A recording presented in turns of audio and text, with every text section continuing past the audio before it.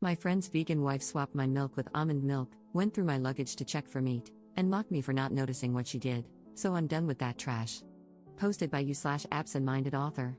I know I'm partially at fault for the friendship ending, and I'm willing to accept my judgment. This is really long, sorry.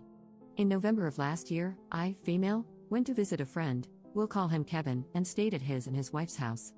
Early last year, Kevin and his wife, we'll call her Karen, moved a couple of states away. For context, we are all over the age of 35, and Kevin and I were part of a friend group from an old job. Another couple from the friend group went on this trip as well, but they were also visiting family and stayed with them. Prior to the move, our friend group didn't have much interaction with Karen because she rarely joined us, though she was always invited. They also never hosted us at their old house. They are vegan. I am not. Well, Kevin is not fully vegan, as he eats fish. However, his wife does the grocery shopping, so everything besides fish is vegan, and he eats and drinks it. He buys his own fish and has a mini kitchen to prep his meals away from hers. For even more context, Karen is not vegan for health reasons. She constantly brings up their veganism, no matter how irrelevant it is to the conversation, makes fun of people who eat meat or use products made with animal byproducts, accuses people of murder, etc., except she leaves Kevin alone. She calls any food that isn't vegan trash and garbage. For example, when we'd hang out before they moved and she happened to be there, she would ask how people could eat such garbage whenever any of us ate meat. It was annoying, but I never got confrontational about it. The day before I visited them, Karen sent a short list of rules regarding food. One rule was that I couldn't store non-vegan food items in their kitchen. I asked if I could bring milk, and she agreed, but it had to be kept in the fish fridge. All the food I ate at their house tasted off, even the breakfast waffles and the tuna casserole Kevin made for the two of us on Saturday afternoon. It didn't taste spoiled, just off. Weird, and a little gross. I've never eaten vegan before, so I assumed it was just the difference in ingredients. I couldn't eat more than a few bites. Fortunately, I packed some protein snacks, non-vegan, that I kept in my room, zipped in a canvas bag at the bottom of my suitcase.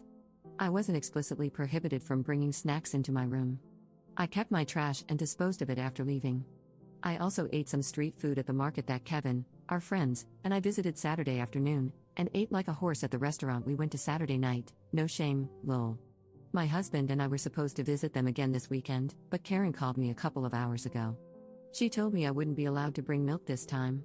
She also said my husband and I couldn't bring snacks and that I should have asked for permission last time. Apparently, she had gone through my suitcase when Kevin, our friends, and I were out at the market and found my snacks. On top of that, she told me she replaced my milk with almond milk and found it hilarious. I drank some milk Friday night before bed and another glass Saturday morning. Then, Kevin told me he'd used it to make waffles and wanted to save the rest for the casserole at lunch. What actually happened was, after I poured my glass Saturday morning, Karen dumped the rest out and replaced it with almond milk. Kevin knew but didn't tell me. I didn't check because he said he wanted to save it. The waffles and casserole were made with almond milk. I was so mad I knew I couldn't say anything nice. I told her I had another call coming in and hung up. After calming down, I called back to ask why she went through my suitcase and dumped my milk.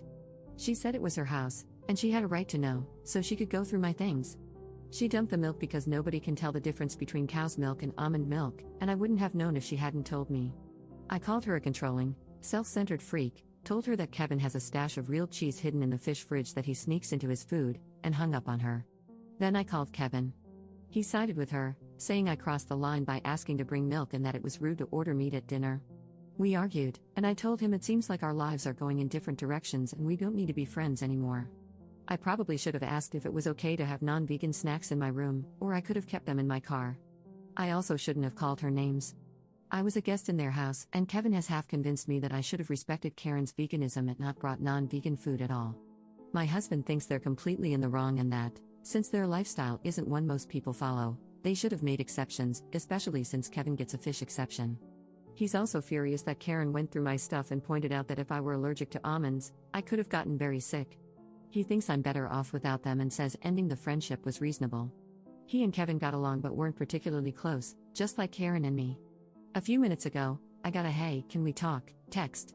Honestly, I don't know if I'm going to respond. I'm just kind of done with it. Edit.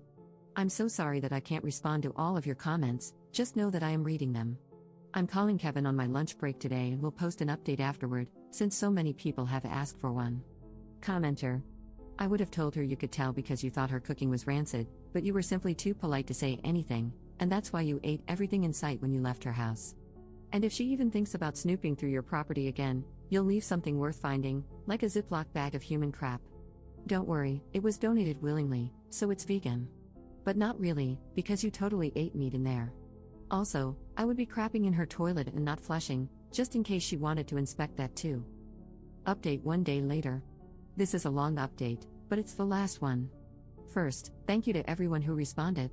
Your comments were not only helpful, but some made me cackle in a very unladylike manner. Secondly, I wanted to clarify that the bag Karen found in my suitcase contained emergency cash, a credit card, and snacks.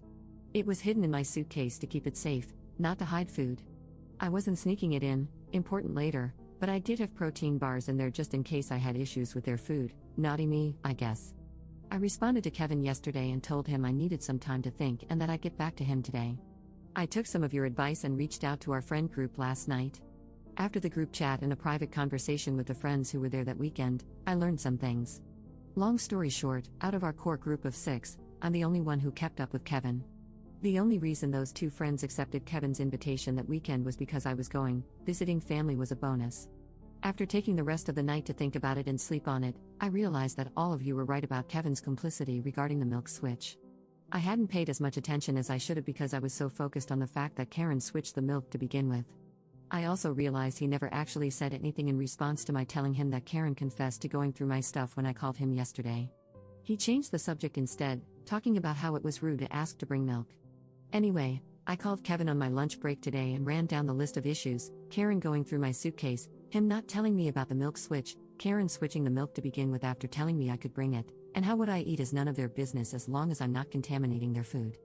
Basically, he told me the only thing he would apologize for was saying it was rude to order non-vegan food at the restaurant. He said that since they had plenty of food in the house for me to eat, he didn't have to apologize for anything else. Apparently, Karen had told him not to tell me about the milk switch because she was trying to prove that I couldn't tell the difference between vegan and non-vegan food, essentially the same thing she said to me yesterday. I told him that since I didn't eat any of it except a few bites, clearly I could tell the difference. He also said he was eventually going to tell me about it but forgot. I said she could have just said no when I asked to bring milk instead of being a swampy bumhole about it. He said that although he didn't agree with Karen going through my things, I wasn't owed an apology because I broke the rules by sneaking meat into their house. There was a meat stick in that canvas bag. I told him I had only been told I couldn't have non-vegan food in both kitchens and that the meat stick was left over from my drive to their house. As long as I didn't switch it with their food like a certain someone, I hadn't done anything wrong. The last thing he told me was that I wasn't getting an apology because, after I told Karen about his cheese stash yesterday afternoon, she unplugged his fish fridge.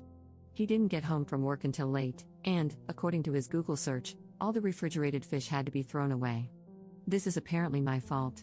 He said we were even now. He didn't tell me about the milk switch, and I snitched about his cheese.